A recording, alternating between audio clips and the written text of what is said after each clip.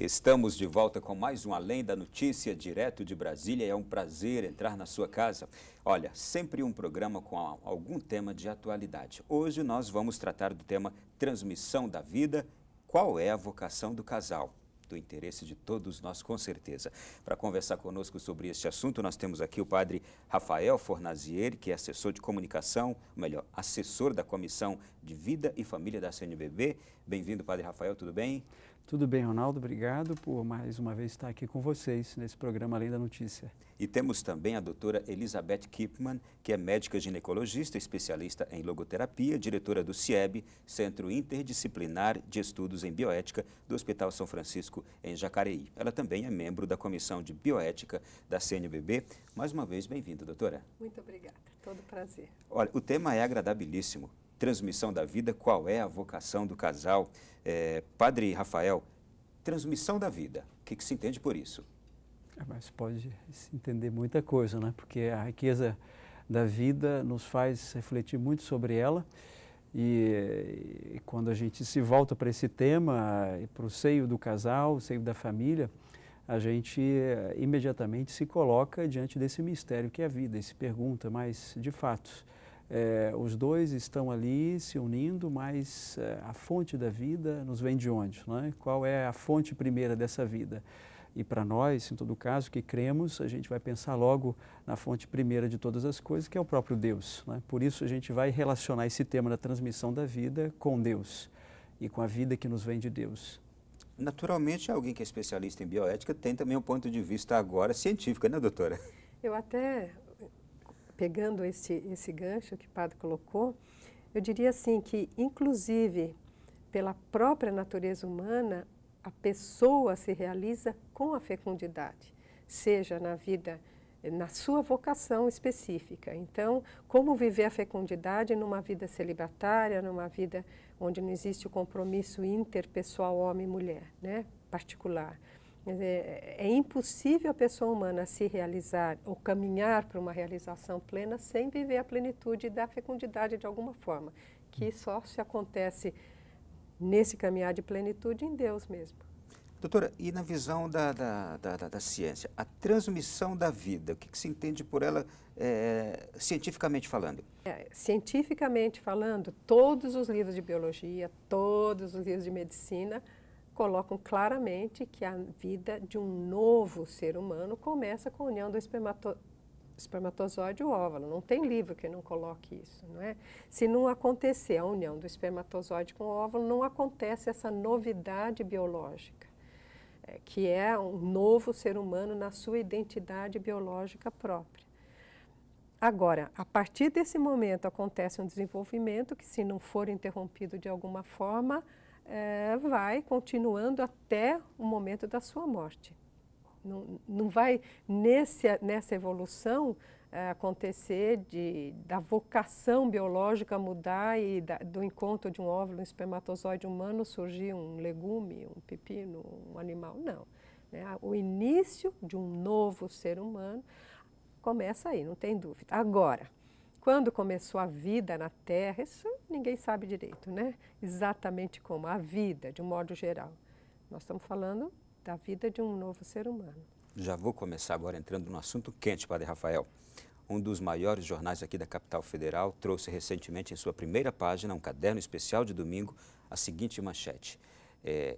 Casais recentemente casados preferem não ter filhos. Isto é, eu não lembro agora a porcentagem, mas uma grande porcentagem dos casais casados recentemente estão optando por não terem filhos. Qual é a vocação do casal? Essa é a pergunta que acredito que todos devam se fazer de fato, né? Acho que, em primeiro lugar, o próprio casal deve se fazer essa pergunta, porque isso toca uma questão existencial. De fato, nós já temos a experiência, o próprio casal teve essa experiência de filiação, ou seja, se referem a seus pais, tiveram pais, para existirem, tiveram que ter, né, os pais que os gerassem. Portanto, na sua própria existência, deveria haver um questionamento, uma busca de sentido da sua vocação como um todo. talvez no momento da união se aborde alguns elementos dessa união, da união conjugal, do matrimônio em si, dos elementos práticos, logísticos, materiais, mas talvez a questão da vida em si, mais uma vez, como a gente falava agora há pouco, da transmissão da vida, talvez seja um elemento que deva ser mais abordado, aprofundado, né? Porque aí a gente pode até descobrir, fica difícil às vezes, porque as pessoas vão dizer, mas estão nos julgando, né? Mas talvez pode haver um bloqueio, né? Talvez pode haver uma certa dificuldade da parte de um ou do outro, né? E penso que isso não seja uma questão de julgar, digamos, em termos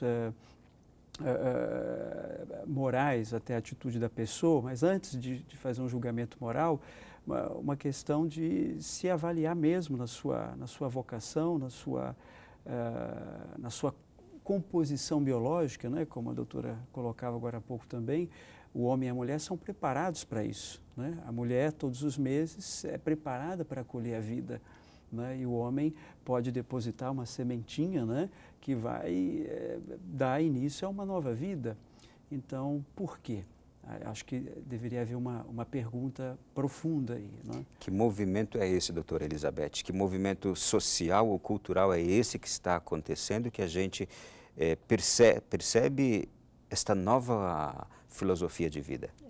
Dentro da nossa cultura, sobretudo ocidental, essa insistência para aquilo que é chamado, o dirigido, forçado como realização pessoal, que é o pensar em si, é o individualismo, é o egocentrismo, é a negação de qualquer coisa que diminua um prazer ou aparente qualidade de vida, que seria aproveitar ao máximo tudo aquilo que possa vir, inclusive de um desenvolvimento intelectual, profissional, né? Porque o filho atrapalharia.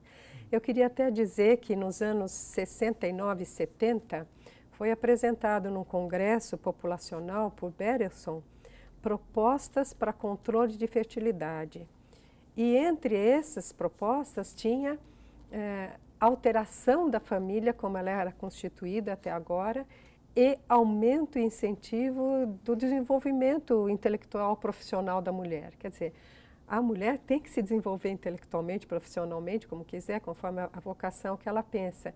Mas, infelizmente, nós, né, somos, sem saber, manipulados também em direção justamente para conseguir o que está se conseguindo agora, uma diminuição da natalidade. Isso é realmente comprovado por trabalhos e documentos que isso acontece.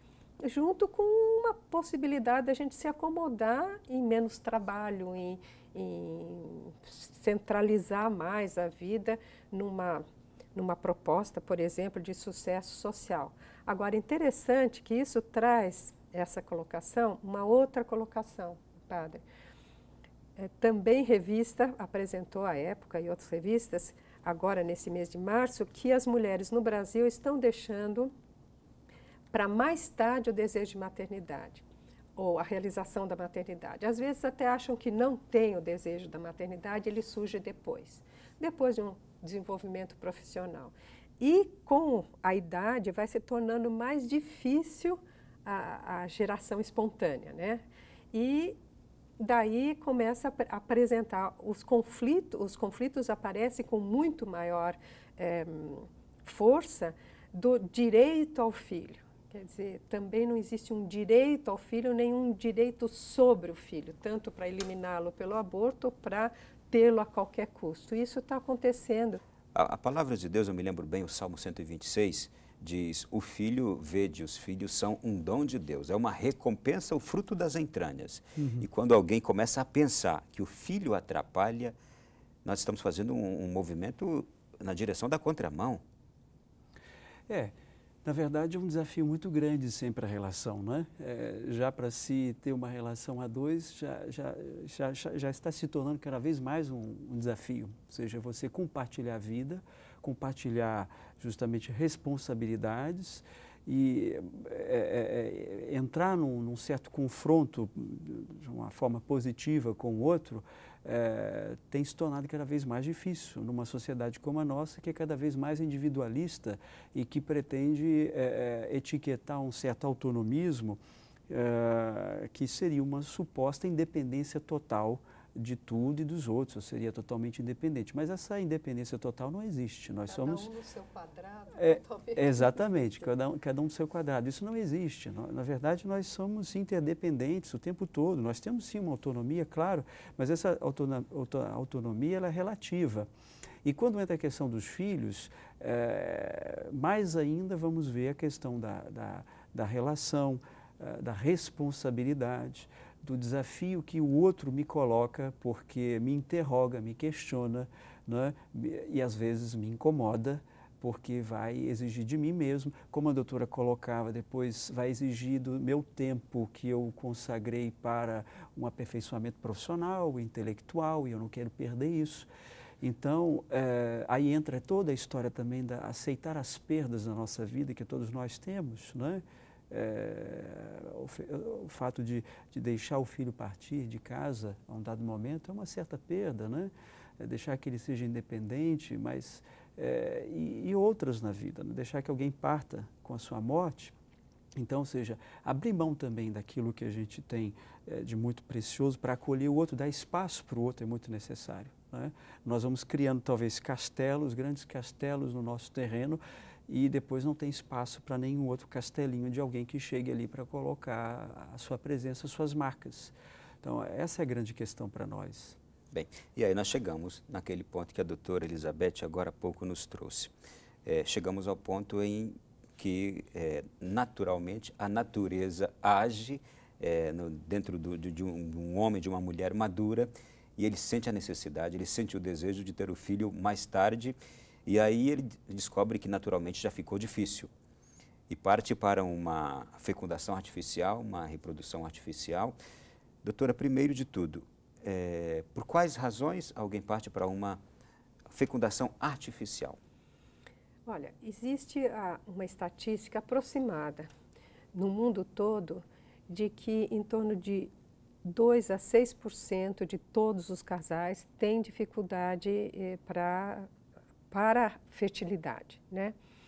E a Organização Mundial de Saúde já há alguns anos colocou isso como uma doença e por isso os casais têm direito de serem tratados e de receberem assistência para isso. Então isso de modo geral o problema de fertilidade ou de infertilidade, né? Agora, esterilidade é um pouquinho diferente. Existe a possibilidade de engravidar e perder sempre ou nem conseguir engravidar. Tem pequenas diferenças aí, né? Agora, a fecundação, a reprodução artificial ou assistida, justamente teve a sua justificativa inicial de desenvolvimento para resolver esses problemas. Pelo menos a justificativa mais divulgada. Resolver esses problemas. Porque os casais que sofrem essa situação de querer um filho e não ter, realmente apresentam, às vezes, um sofrimento muito intenso, né? Então, assim foi se desenvolvendo a reprodução assistida, inicialmente independente de idade, o casal que não consegue ter filho, e a primeira criança nasceu nos anos 78, mais ou menos, a Louise Brown, na Inglaterra, e ela própria agora tem um outro filho, né? Teve. Mas foi a primeira criança que veio da reprodução assistida. O bebê de proveta. O chamado bebê de proveta. Sim. Né? Ou fecundação in vitro, porque é feito lá no laboratório e depois o embriãozinho é colocado dentro do Todos os termos é a mesma coisa, né? Mesma coisa. Sim. Bem, Padre Rafael, e o que a igreja pensa e diz sobre esse bebê de proveta, a fecundação in vitro, esta reprodução artificial? Bom, é muito importante que a gente coloque primeiro que a igreja tenta se colocar também diante do sofrimento desses casais, como a doutora colocava agora há pouco, né? Que não é uma exposição artificial, né? Teórica somente que a igreja faz quando ela vai discorrer sobre o assunto, mas ela vai também aprofundar, buscar os especialistas no tema para poder se posicionar a partir de um ponto de vista ético, tá? que é muito importante a gente colocar, porque às vezes as pessoas vão dizer, mas é um ponto de vista religioso. Para nós é um ponto de vista ético, é refletindo sobre o ato em si, sobre a forma como a técnica é empregada, que a igreja vai refletir. Então, o que acontece é que a técnica de reprodução assistida, ela faz uma dissociação entre o ato conjugal, a união do homem e da mulher, e a procriação. Então, essa dissociação entre o ato conjugal, primeiro que ela já faz uma dissociação no próprio ato conjugal. Tá? Então, o homem e a mulher já são separados, digamos assim, nessa procriação, nessa gestação. Então, aí já tem uma dificuldade para nós, né? Porque a igreja percebe que é próprio do homem e da mulher se unirem e é próprio também da geração que essa geração venha desta união natural do homem e da mulher. Mas ela vai também dizer que tudo aquilo que possa contribuir para que de fato haja uma concepção através do ato conjugal, ou seja, toda a técnica, toda a terapia que possa contribuir no próprio ato, através do próprio ato conjugal, ela é válida, ela é lícita, desculpa, mas na medida que as técnicas dissociam o ato conjugal, ou seja, vão fazer uma reprodução fora de um ato conjugal, aí há uma dificuldade ética. Isto significa que a igreja não aceita a fecundação artificial, a reprodução assistida. Exato. Aí a gente pode ver isso nos documentos como, por exemplo, a Donum Vitae, de 1987, e mais recentemente, num documento, os dois são chamados de instruções, né? Instrução da Congregação para a Doutrina da Fé. O mais recente é o documento Dignitas Personae, que retoma um pouco a posição da Donum Vitae e repete isso que eu acabei de dizer. Tentei explicar de uma forma mais abrangente, né? O documento vai também expor todos esses detalhes. Na prática, chega um casal, inclusive frequentador da igreja, e diz: padre, nós estamos com dificuldade, queríamos fazer uma reprodução assistida.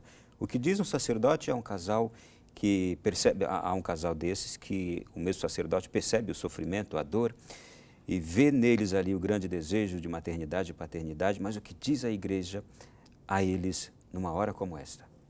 Em primeiro lugar, acolhê-los, né, com toda a caridade, toda a bondade, misericórdia. E antes disso, é preciso fazer uma ressalva, um parêntese, que seria a necessidade dos sacerdotes, em primeiro lugar, buscar uma formação, que nós temos uma necessidade muito grande. E não só sacerdotes, como os próprios leigos também. Tornar mais acessível todo esse conteúdo do qual eu falava agora e outros textos também de especialistas na área, para a gente se formar um pouco mais. Depois, de fato, acompanhando o casal, o sacerdote vai receber o momento em que ele pode estar orientando de uma forma mais ética, e aí nós conversávamos hoje um pouquinho sobre isso. Existem algumas técnicas que são mais eticamente aceitáveis, né? Para tentar ajudar aquele casal. Os próprios métodos naturais podem auxiliar, né? E muitos casais desconhecem os métodos naturais.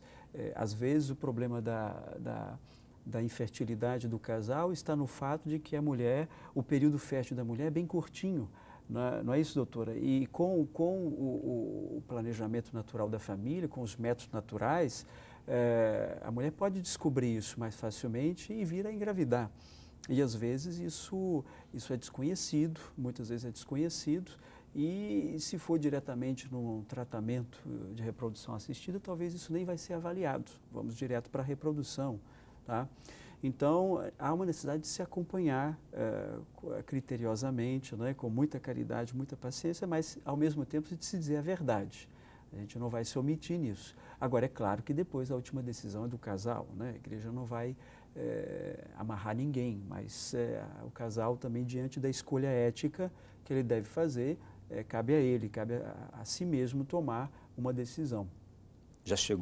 Chega-se a um ponto crucial de o casal dizer: olha, eu estou com a igreja e entendo... Mas a minha vida pessoal mando eu. Exato, isso acontece, né? Pode acontecer. Agora, sabe, eu queria completar isso que o padre, com licença, porque ele está colocando a necessidade do sacerdote se preparar. Na bioética personalista, interessa a intenção, sem dúvida, o meio que vai se usar para o ato e o fim e as consequências, né? Você diz assim, o casal pode dizer, como a gente se ama muito e a gente só quer um filho para a gente amar muito, vamos até entregar para Deus esse filho. Então, parece que a intenção parece completamente pura e certa, é só o amor. Mas e mesmo que fosse, o fim é ter um filho, parece ser bom, mas no momento em que você diz qualquer meio vale para conseguir esse fim, você já está usando a criança como algo que você tem direito. E a criança nunca é meio para nada. Para você se realizar como mãe e pai, a criança não pode ser simplesmente algo para você se realizar. Então, como estrutura de pessoa, como maturidade afetiva, está errado esse. Eu só vou me realizar se eu tiver um filho, eu sou infeliz, porque a fecundidade ampla, sim, como a gente falava. Mas não um filho de carne e osso como uma obrigação, né? Isso é diferente. E quando se analisa a intencionalidade, muitas vezes, então, se percebe que existe uma sensação de direito sobre outra pessoa. Agora, o meio é pouco conhecido. O meio da reprodução assistida traz muito risco para a própria mulher e para a criança gerada. Atualmente, nós temos pouco acompanhamento ainda das crianças geradas pela reprodução assistida, porque em medicina você precisa de mais de 50 anos para acompanhar, inclusive nos filhos dos filhos gerados dessa forma, né? Mas na mulher, ela passa por manipulações hormonais, etc., que para começar adiantam a menopausa, porque quando ela é forçada a ovular 10 óvulos, ela já adiantou 10 meses, 1 ano a sua menopausa. E ela é bombardeada por hormônios que a prejudicam, além do efeito do momento que pode ter. Existem outras consequências, inclusive, na vida do casal? Eu digo alguma consequência futura no relacionamento matrimonial de um casal que teve filho através de reprodução assistida? Biológica, que eu saiba, não, mas é comum dificuldades de relacionamento, porque quando existe a infertilidade ou a esterilidade, já existe a tendência a dizer a culpa é sua, a culpa é minha, é sua, tal. E depois, um filho assim, gerado quase como uma solução para uma grande ansiedade, um grande desejo. Muitas vezes, não é regra, hein? Mas muitas vezes traz dificuldade no relacionamento conjugal e não é raro uma supervalorização, uma supercentralização de atenções na criança que atrapalha o relacionamento conjugal. Padre Rafael, e como olhar depois para um bebê de proveta? Um bebê fruto de uma reprodução assistida. Uma criança que depois já se torna um adulto, como nós já temos hoje alguns, né, doutora?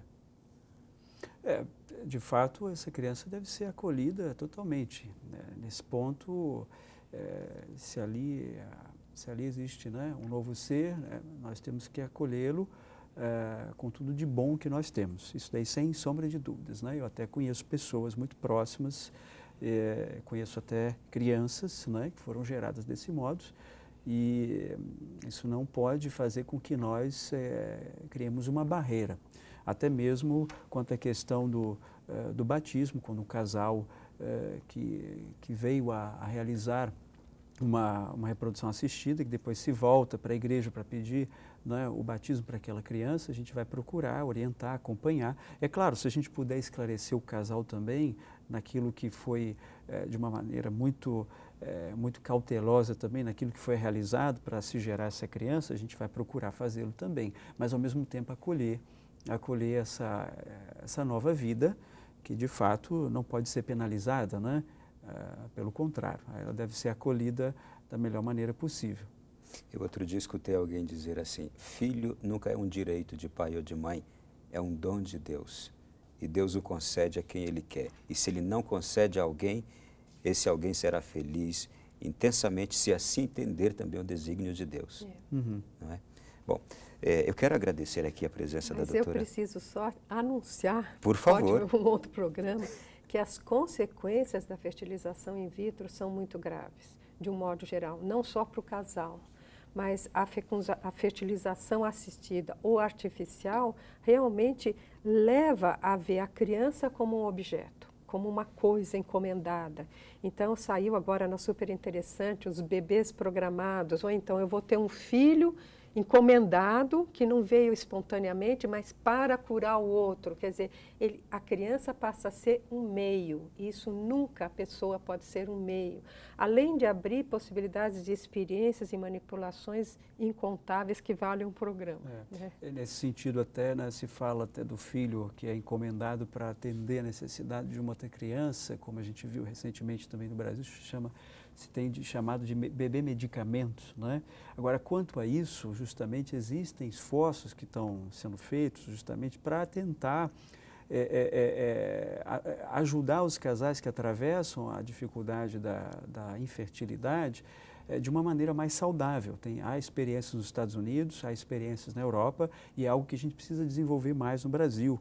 Né, para que, de fato, não se contorne o problema da infertilidade, que é o que faz, muitas vezes, a técnica de reprodução assistida, que ela contorna a raiz do problema, mas ir justamente às causas e propor técnicas, de fato, que sejam mais saudáveis para a mulher. Que são de tratamento, que e são não de tratamento. De fertilização.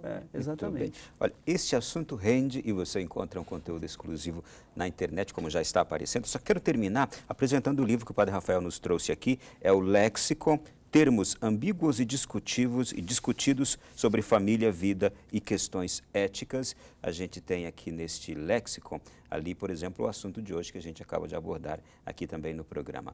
Obrigado, doutora Elizabeth. Obrigado, Padre Rafael. Prazer tê-los aqui. Obrigado, Ronaldo. Na próxima semana nos encontraremos novamente aqui no Além da Notícia com outro assunto que certamente você vai gostar muito. Até lá e uma boa semana.